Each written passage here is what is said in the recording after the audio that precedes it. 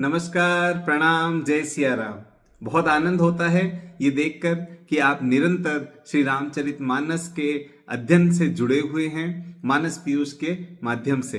तो आइए आगे बढ़ते हैं और श्री रामचरितमानस के बालकांड के 9वें दोहे और उसकी चौपाइयों का अध्ययन करते हैं।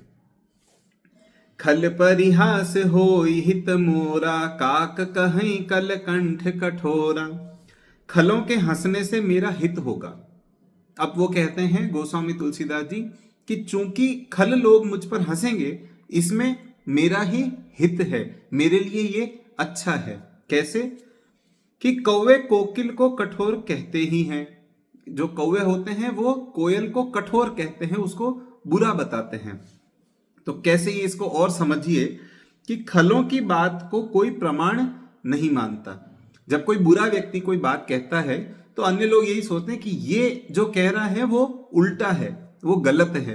तो वो जिसकी बुराई करेगा उसे लोग अच्छा समझेंगे, वो जिसको अच्छा बताएगा उससे लोग दूर रहेंगे। तो गोस्वामी जी कह रहे हैं कि ये तो मेरे लिए और अच्छी बात है कि जो खल लोग हैं वो मेरी आलोचना करेंगे, मुझे बुरा बोलेंगे, मुझसे कटुता रखेंगे, तो अपने आप ही ये मेरे लिए हितकारी होगा। वे सच्चा ही दूषण लगावेंगे तो भी लोग उसे झूठा मानेंगे। तो जितनी अधिक वो आलोचना करेंगे उतना ही उनके लिए और उनके ग्रंथ के लिए अच्छा होगा। उनके मुख से जो दूषण भी निकलेंगे वो भूषण हो जाएंगे। सज्जन कविता को सुनकर सुख पाएंगे और खल उसी को सुनकर हंसेंगे। यदि सज्जन दुख पाते और खल आदर करते तो कविता निंदित होती।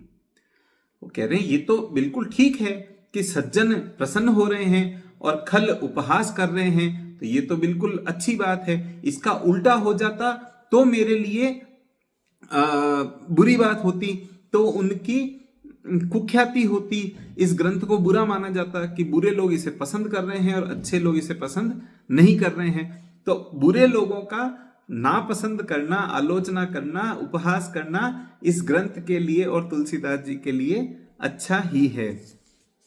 हंस ही बक गादुर चात कहीं, हंस ही मलिन खल बिमल बत कहीं।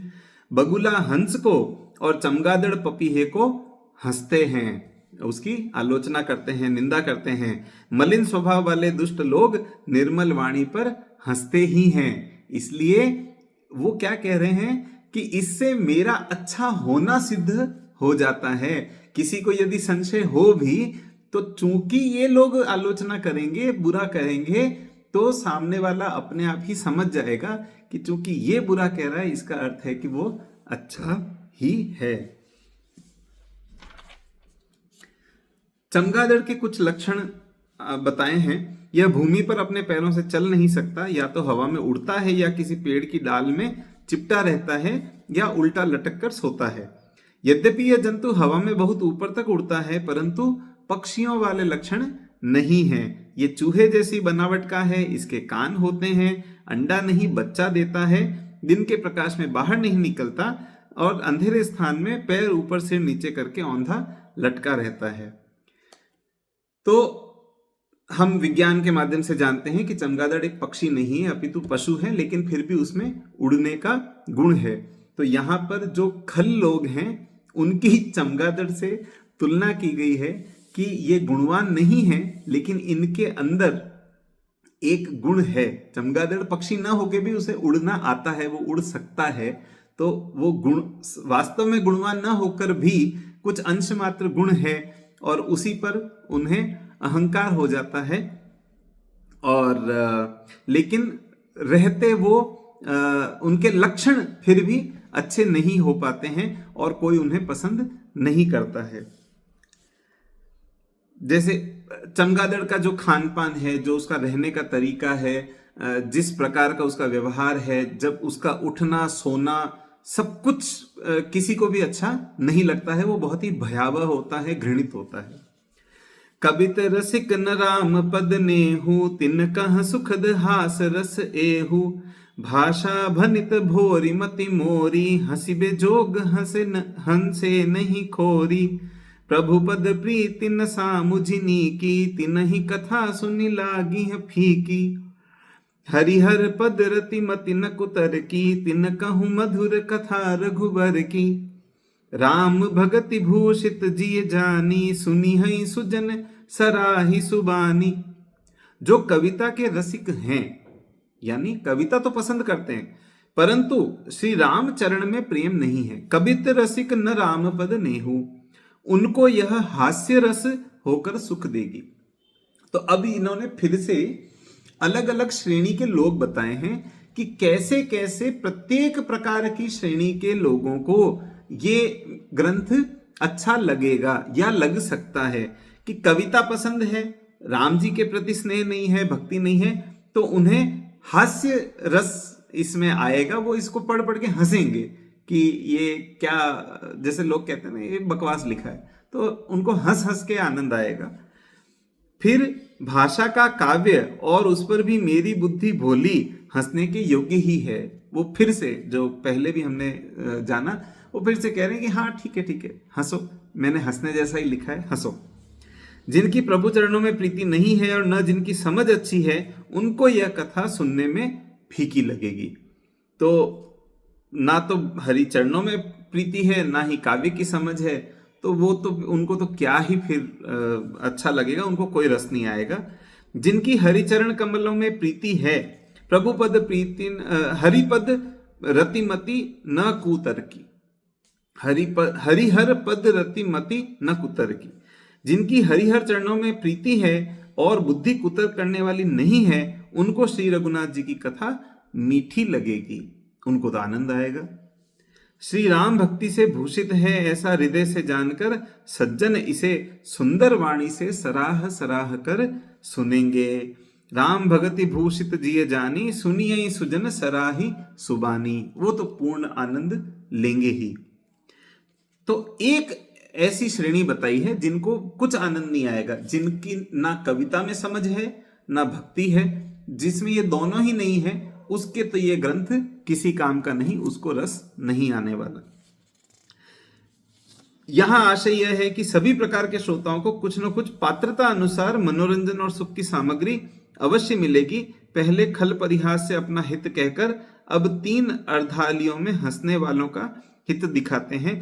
हाँ, तो सभी को कुछ ना कुछ मिलेगा, लेकिन जो कहा है कि जिनकी प्रभु पद में प्रीति नहीं और न जिनकी समझ अच्छी है, उनको यह फीकी लगेगी, उनको तो कुछ भी रस आने वाला नहीं, ना ऐसे ना वैसे, हंसने का भी नहीं और भक्ति का भी नहीं।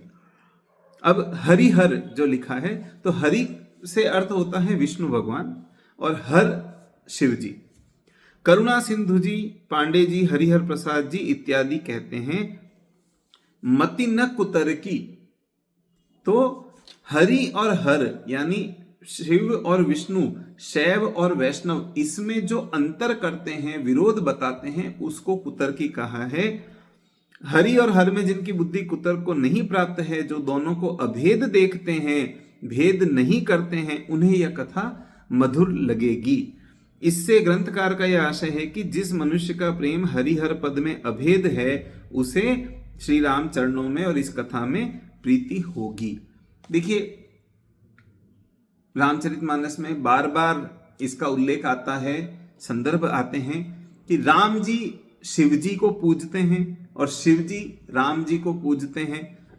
राम जी विष्णु भगवान के ही अवतार हैं। तो हरि और हर जो हैं, उनमें परस्पर कोई विरोध नहीं है, वो एक दूसरे से प्रेम करते हैं, सम्मान करते हैं, भक्ति करते हैं। तो उनके भक्तों में, उनके फॉलोअर्स में, उन्हें अपना इष्ट देव मानने वालों में परस्पर भेद या विरोध होना, ये तो बहुत ही मूर्खता की बात है। इसका एक और बहुत ही प्रकट उदाहरण यदि हम देखें तो रामेश्वरम जो स्थान है, जहां प्रसिद्ध मंदिर है, मीनाक्षी मंदिर है और रामेश्वरम धाम भी मंदिर है, वहीं से आगे ये मंदिर जिसे राम जी ने स्थापित किया था, और फिर वहीं से आगे वो लंका की ओर गए थे, तमिलनाडु में जो है। तो रामेश्वरम, शिवजी के मंदिर का नाम क्या है? रामेश्वरम, राम के ईश्वर शिव। तो जब राम के ईश्वर शिव हैं, यदि इसको एक ही रूप में देखें, शिव के ईश्वर राम ना भी कहें एक बार के लिए, तो जब राम के ईश्वर शिव हैं तो इनका परस्पर तो कोई विरोध हो ही नहीं सकता। जो शैव मत वाले भी लोग हैं, मैं उनके विचार से कह रहा हूं, यदि राम जी शिव जी के भक्त हैं तो राम जी के भक्त में और शिव जी के भक्त में विरोध कैसे हो सकता है? राम जी स्वयं शिव जी के भक्त हैं। जब वो एक दूसरे से परम प्रेम में बंधे हुए हैं, भक्ति का संबंध है दोनों का, तो फिर उनके अनुयायियों में, उनके फॉलोअर्स में, उनके भक्तों में परस्पर विरोध कैसे हो सकता है? तो ये कहीं ना कहीं लगता है कि भक्ति के क्षेत्र में भी किसी न किसी प्रकार की सत्ता स्थापित करने के लिए कोई ना कोई राजनीतिक विचार किसी के मन में आया और उसने ऐसा विभेद कर दिया। लेकिन गोस्वामी तुलसीदास जी ने बार बार ये बहुत स्पष्ट लिखा है कि राम और शिव, हरि और हर, विष्णु और शंकर में भेद नहीं हो सकता, दोनों में कोई विरोध है ही नहीं। कभी न हो नहीं बचन प्रवीणु, सकल कला सब विद्याहीनु। फिर से वही विनम्रता की बात कि मुझे कुछ नहीं आता। ये विनम्रता यदि हम आधुनिक संदर्भ में और वैज्ञानिक संदर्भ में देखें तो एक बहुत प्रसिद्ध वाक्य है न्यूटन का, जहां वो कहते हैं कि इस पूरे विश्व का ज्ञान जो है वो इस धरा पर बिछी हुई मिट्टी के कणों के समान है और उसमें से ये एक मुट्ठी ज्ञान मेरे पास है। तो वो भी अपने आप को विनम्रता पूर्वक कहते हैं कि मुझे जो आता है, आप लोग इतना मान देते हैं और इतना सम्मान करते हैं, कहते हैं कि भाई इन्हें बहुत कुछ आता है, बहुत अच्छा आता है, ठीक बात है, लेकिन फिर भी वास्तव में ज्ञान की इतनी जो विराटता है उसके सामने मेरा ज्ञान बहुत ही अल्प है, तुच्छ है। ये विनम्रता उसी में होती है जिसमें सचमुच कुछ, जिसने कोई सफलता अर्जित की हो, कुछ ज्ञान अर्जित किया हो, जो किसी महत्वपूर्ण पायदान पर पहुंचा हो। जो अधूरा व्यक्ति होता है, अपूर्ण होता है, तालाब की तरह जो होता है कि थोड़े से पानी से उफान मारने लगता है, मर्यादा तोड़ने लगता है, वो व्यक्ति ना तो वहां पहुंच पाता है, ना ही उसके आगे वहां पहुंचने की संभावना रह जाती है, क्योंकि उसने अपने आप को इतना ग्लोरीफाई करना आरंभ कर दिया, तुच्छ होकर भी अपने आप को महान बताना आरंभ कर दिया, तो वो वहीं से उसकी क्षीणता होने लग जाती है।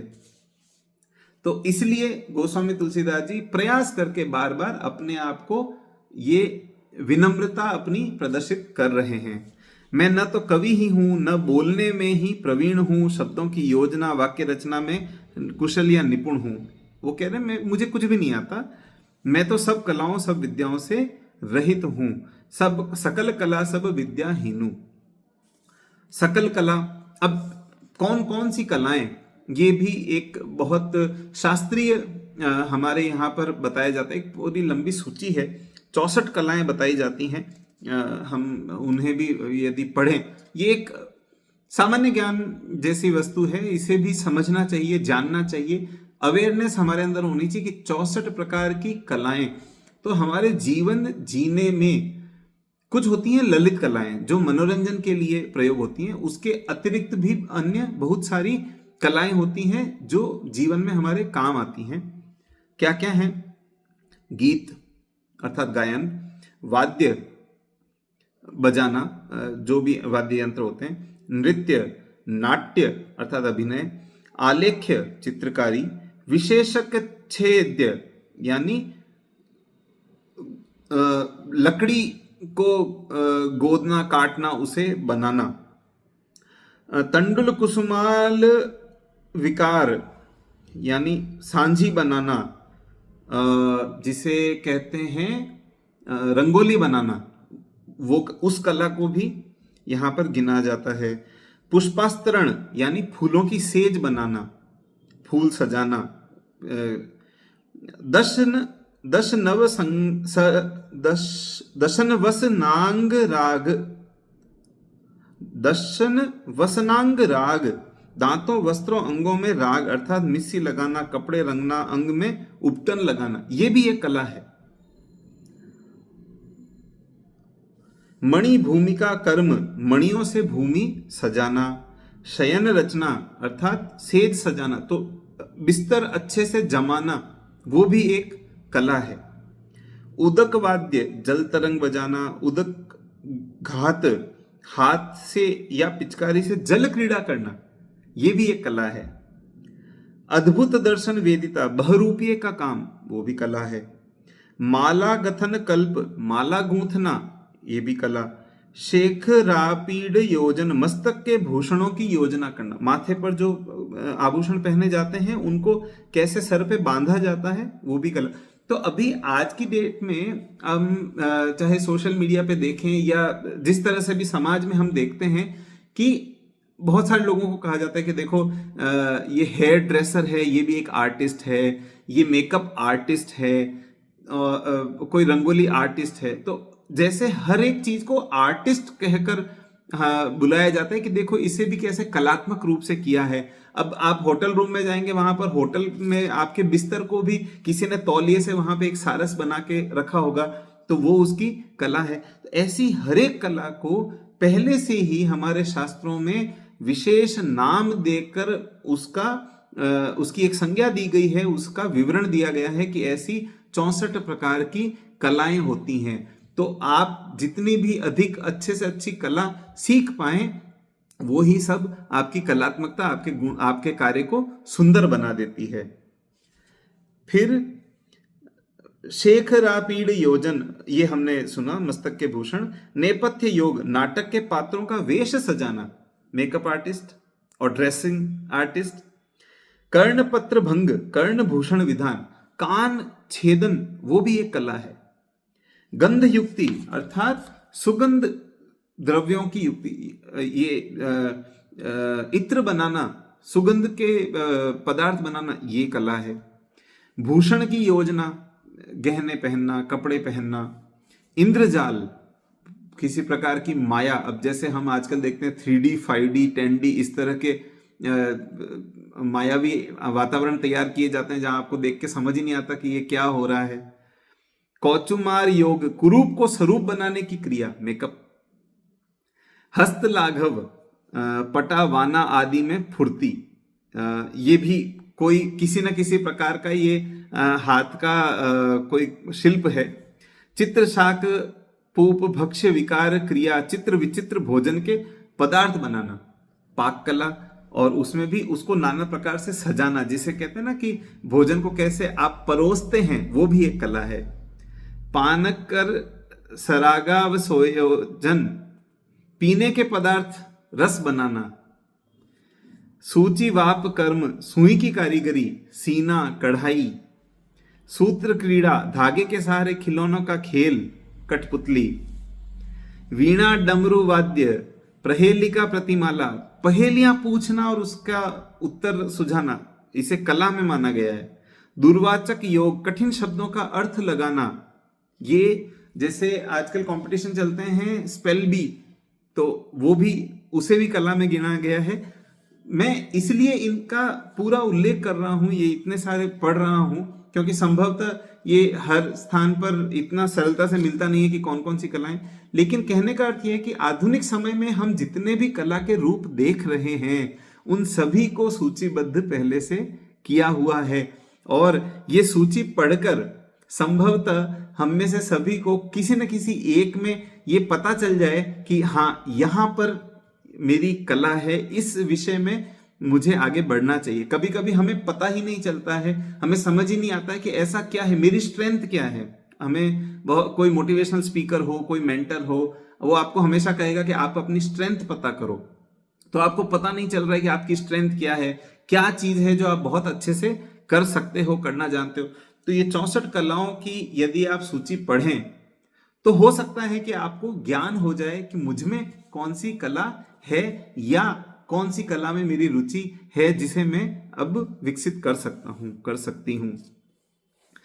तो मैं फिर पुस्तक वाचन, अब जैसे मैं पुस्तक वाचन कर रहा हूं, हम और आप साथ में इसे पढ़ रहे हैं, समझ रहे हैं, इसे भी कला बताया है। नाटिकाख्यायिका दर्शन, लीला या नाटक दिखाना। काव्य समस्या पूरण, पट्टिका वेत्र बाण विकल्प, बेंत की मूज की वस्तुएं बनाना, टोकरियां बनाना, गुड़िया बनाना, वो सब। तर्क कर्म, डिबेट करना, तर्क करना।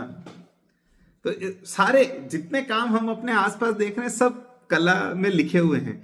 तक्षण लकड़ी पत्थर आदि को गढ़कर बेल बूटे मूर्ति बनाना।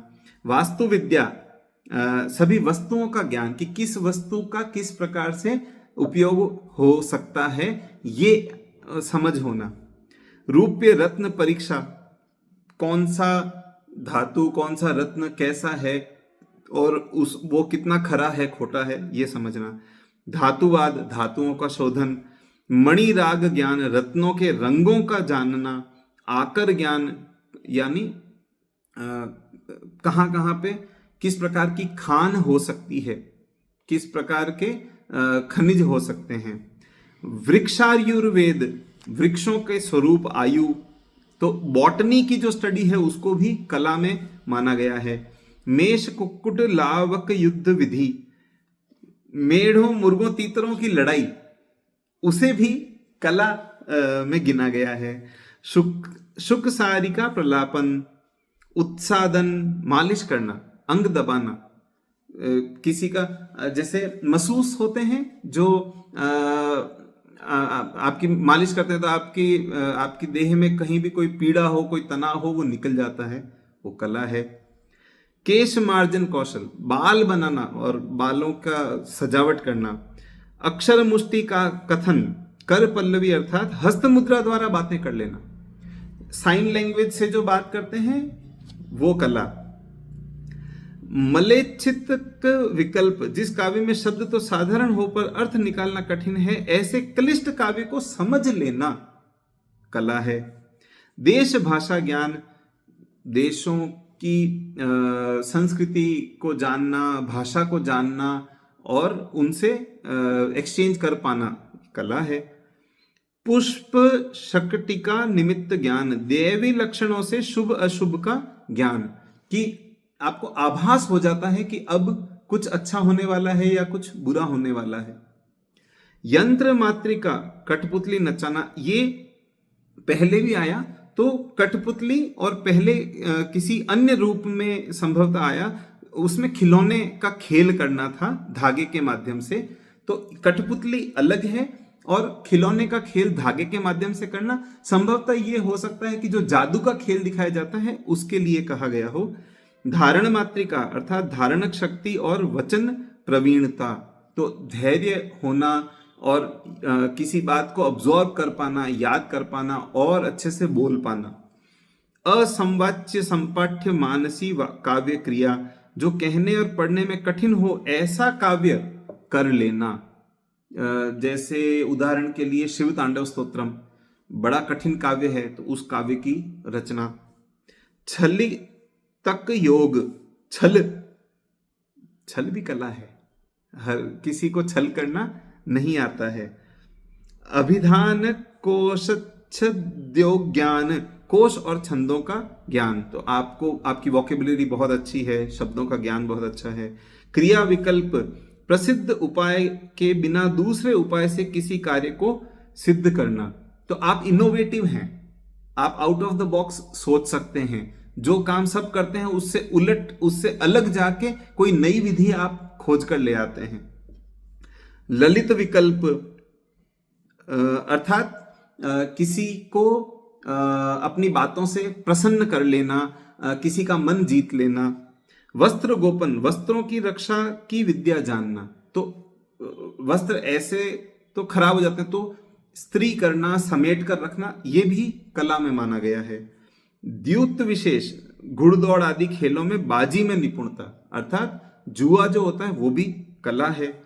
आकर्ष क्रीड़ा, पासा आदि के फेंकने का ज्ञान, कि आप जो चाहें वो ही आ जाए, वो भी कला।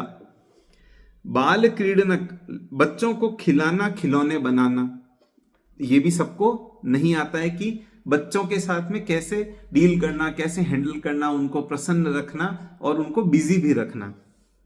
बेनायिकी विद्यागान, विजय प्राप्त करने की कला, वो भी सबको नहीं आती है कि कैसे स्ट्रेटजी बनाना, अपनी रणनीति बनाना, कैसे सामने वाले को केवल युद्ध लड़कर ही नहीं जीते जाते, कभी कभी केवल कूटनीति से जीत लिए जाते हैं, तो यही सब।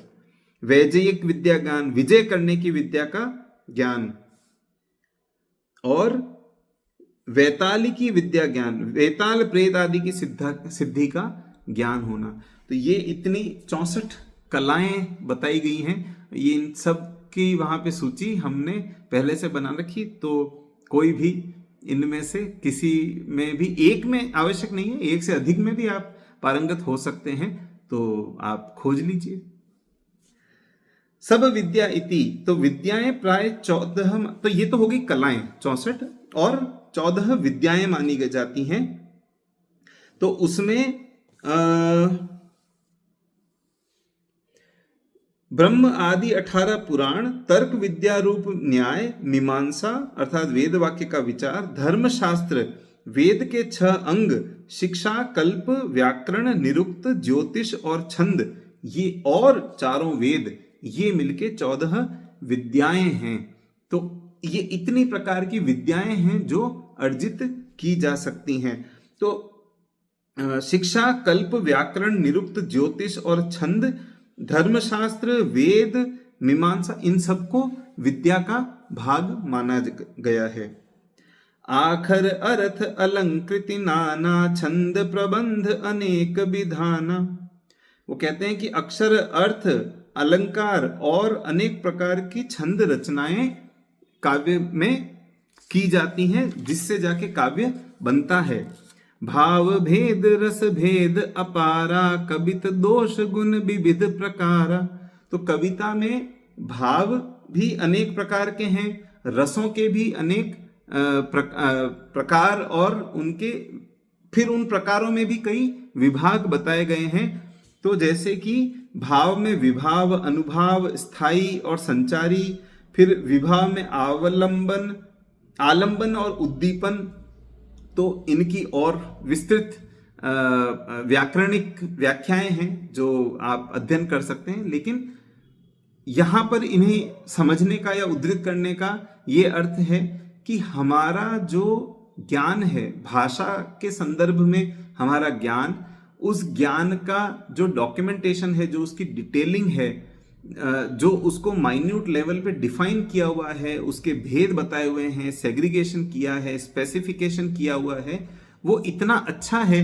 तो इससे हमें सीखना भी चाहिए और गर्व का अनुभव भी करना चाहिए कि हमारे पूर्वजों ने इतना सटीक अध्ययन किया, उसके ऊपर विवेचनाएं लिखी और हमारे लिए उसे इतने विस्तार से समझाया।